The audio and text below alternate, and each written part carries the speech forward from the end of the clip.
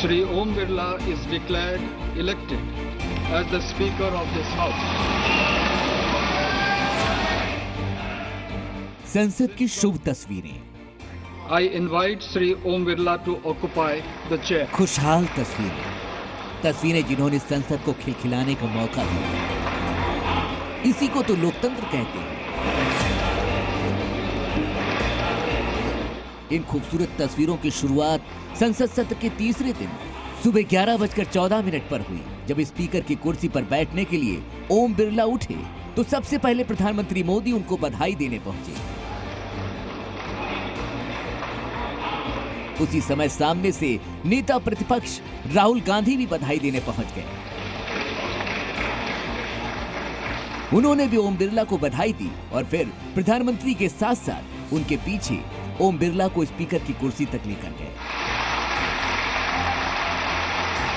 वहां भी प्रधानमंत्री ने दोबारा ओम बिरला को बधाई दी तो ठीक उनके पीछे इंतजार कर रहे राहुल गांधी ने भी पूरी सहजता और सम्मान के साथ ओम बिरला का अभिवादन किया और उन्हें बधाई दी। और फिर प्रधानमंत्री मोदी के नीचे उतरने का इंतजार किया और फिर जिस अंदाज में आए थे उसी क्रम में वो प्रधानमंत्री के पीछे पीछे अपनी सीट पर जाकर बैठ गए। नए सदन में, नए लोकसभा सत्र में आज राहुल गांधी भी बिल्कुल नए नजर आए। उनका अंदाज, उनका पहनावा, उनकी बॉडी लैंग्वेज, उनकी भाषा, सब कुछ बदला बदला सा नजर आया। कल शपथ ग्रहण में राहुल गांधी टी शर्ट में थे, लेकिन आज सुव्यवस्थित खद्दरधारी रूप। कहें तो आज राहुल गांधी ने जिस पद को संभाला है उसी पद के मुताबिक व्यवहार करते दिखे। कांग्रेस जनों की यही इच्छा थी कि एक निर्भीक, निडर, साहसी और पिछले लोकसभा चुनाव में महानायक के रूप में उभरे।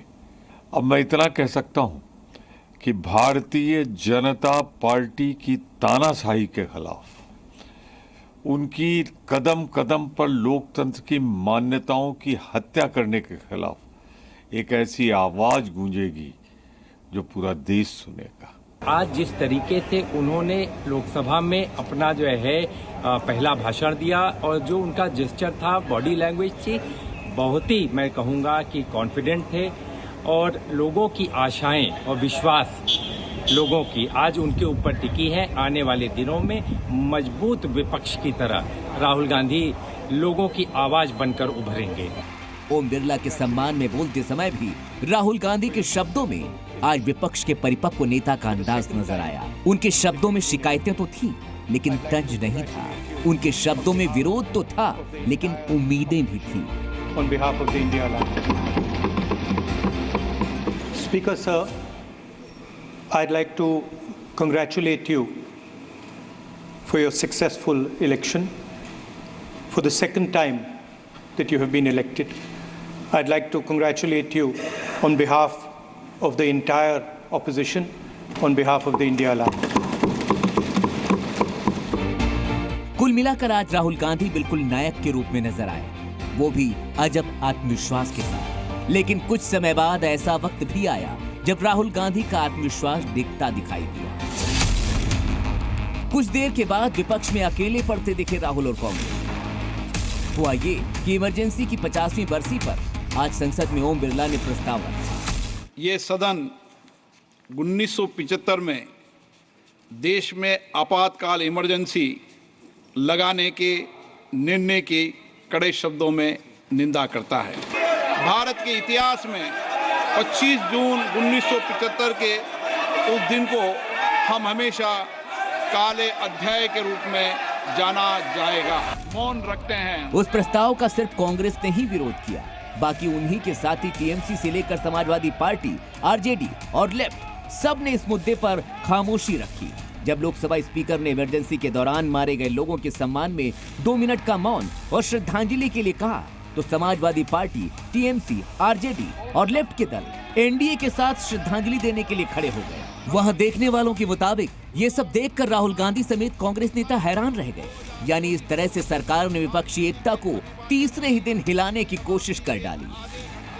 आप कह सकते हैं कि इमरजेंसी पर विपक्ष बटा नजर आया। आज लोकसभा स्पीकर पद के लिए मतदान के दौरान भी राहुल और अखिलेश सहज दिखाई नहीं दे रहे थे, क्योंकि एक तरफ ममता बनर्जी स्पीकर चुनाव पर कांग्रेस की सहमति से खुश नहीं थी, तो दूसरी तरफ वाईएसआर जैसी पार्टियों ने भी एनडीए को सपोर्ट करके कांग्रेस के लिए राह मुश्किल कर दी है।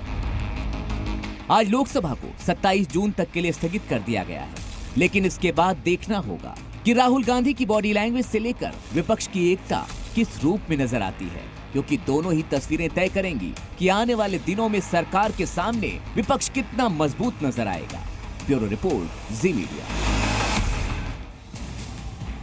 और अब राहुल गांधी नेता प्रतिपक्ष बन गए हैं, तो सवाल उठता है कि आखिर इसके मायने क्या है। तो अब हम आपको यह भी समझाते हैं कि पहली बार राहुल गांधी कैबिनेट रैंक के संवैधानिक पद पर हैं। इसका मतलब क्या है? इसका मतलब है कि विपक्ष की समूची आवाज का वो प्रतिनिधित्व करेंगे। इससे विपक्ष में कांग्रेस की स्थिति और मजबूत होगी। विपक्षी दलों के निर्णय में राहुल की सहमति जरूरी होगी। कई जरूरी नियुक्तियों में प्रधानमंत्री के साथ भी राहुल गांधी शामिल रहेंगे और अब राहुल के पास कई तरह के विशेषाधिकार भी होंगे। संयुक्त संसदीय समितियों, चयन समितियों में उनकी अहम भूमिका होगी और विशेष रूप से सीबीआई, ईडी, एनएचआरसी जैसी अहम नियुक्तियों में नेता विपक्ष की सहमति जरूरी होती है। नियुक्तियों को लेकर पुरजोर तरीके से वो अपनी आपत्ति भी उठा पाएंगे। अगर उन्हें किसी नाम पर किसी अधिकारी पर दिक्कत होगी तो वो इस पर अपनी आपत्ति खुलकर बता सकेंगे।